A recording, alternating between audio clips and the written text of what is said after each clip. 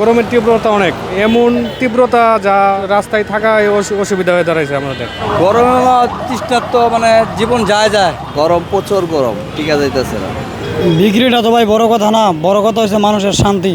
এই যে কিছুদিন আগে বৃষ্টি গেল, মানুষের বিরক্ত হয়ে গেছে, এখন গরম পড়ছে, মানুষ তো অনেক বিরক্ত হয়ে যাচ্ছে। যেমন যে তাপমাত্রা শুনতেছি বলে আরও বাড়বে তাপমাত্রা, তখন মানুষ তো খালি অস্থিরতা ভাবতেছে, মনের মধ্যে অস্থিরতা সৃষ্টি হচ্ছে। এবং আমাদের পানি বেশি, এটা হচ্ছে বড় কথা না।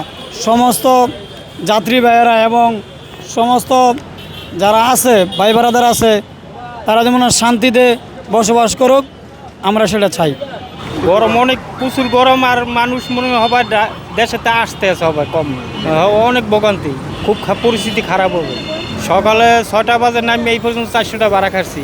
গরম না থাকলে আরো আর কিছুটা হয়তো আবার এই যে অটোগুলো নিয়ে মানে করিয়ে লাইতেছে আমাকে।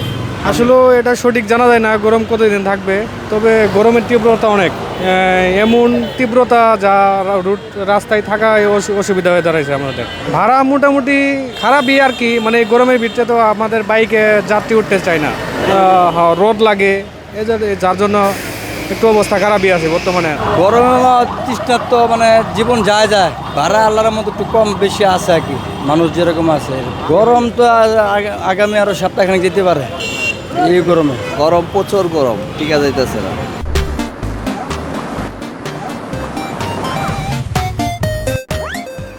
শরীর হাত পা জ্বালাপোড়া করতেছে গরমের কারণে।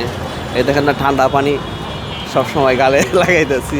রাস্তাঘাটে লোকজনও কম বাইরেতেছে, আমাদেরও এখন সমস্যা।